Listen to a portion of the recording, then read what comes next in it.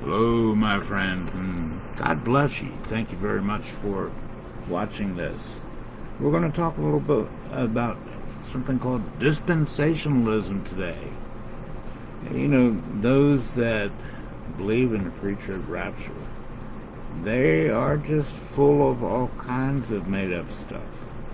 They make up things that they have to make up things because the pre-trib rapture is simply not taught in Scripture.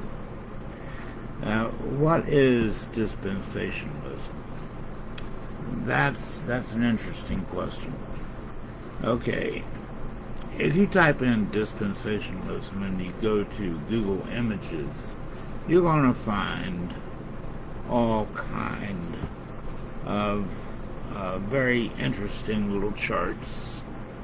And they all disagree. Some will show 7 dispensations, some will show 8 dispensations, but they'll include things like, first there was the dispensation of innocence, when God created Adam and Eve and they lived in the garden, naked and happy, without sin. And then there was the dispensation of conscience, where man lived by his conscience. Then there was the dispensation of human government, dispensation of promise, dispensation of law, dispensation of grace, the dispensation of the tribulation period, dispensation of the millennial kingdom. So they come up with all of these dispensations and swear there's 7 of them, or 8 of them, or 9 of them, or 11 of them. Now, where do they get this crap? Where do they get this? Let's see where they actually get this from. They say, well, Hebrews chapter 1, right there in the first couple of verses, it tells us that God has dealt with us in several different dispensations through time, in several different ways. Let's look at Hebrews chapter 1, verses 1 and 2, where they get this.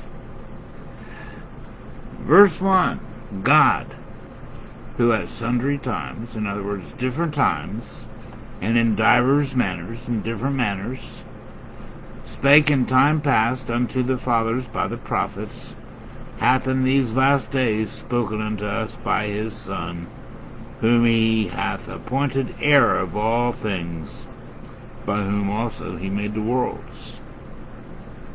Now, listen to this one more time. God, who at different times and in different manners spoke in time past to the fathers by the prophets, has in these last days spoken unto us by his Son, whom he appointed heir of all things, by whom also he made the worlds. In other words, we've had prophets all through time, well, through a good portion of the time. We've had prophets, and God spoke to these prophets in different ways. And these prophets spoke to the believers and the non-believers in different ways. Like he would tell Ezekiel, okay, you're going to have to make cakes out of dung and eat them. He told Isaiah, you're going to have to get naked and prophesy for so many years. So, you know, Elijah, kids ran calling them names, and a bear came out and ate them. So God spoke, this is what it's saying, God has spoken to the prophets in times past in different ways. And these prophets delivered the message of God. But now in these last days, he's speaking to us through his Son. He doesn't need the prophets. He doesn't have to use the prophets anymore. Now, not to say he doesn't. But now the message, the gospel message, the message of God has come into the world by way of the Son. Now, how in the world does this say there's 7 dispensations? How in the world does this say there were 8 dispensations, or 9, or 11, by which God spoke to us?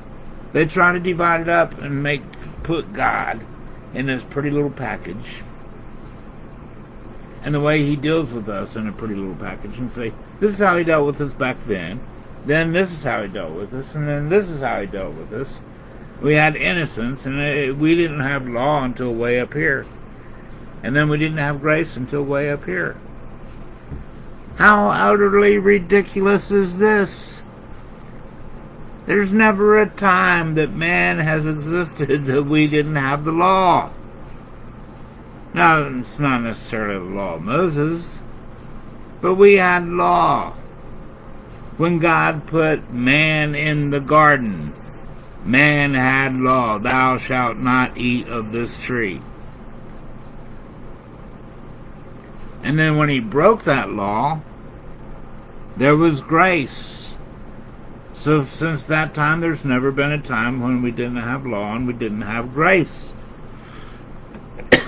We have always had law and grace, ever since the fall of man.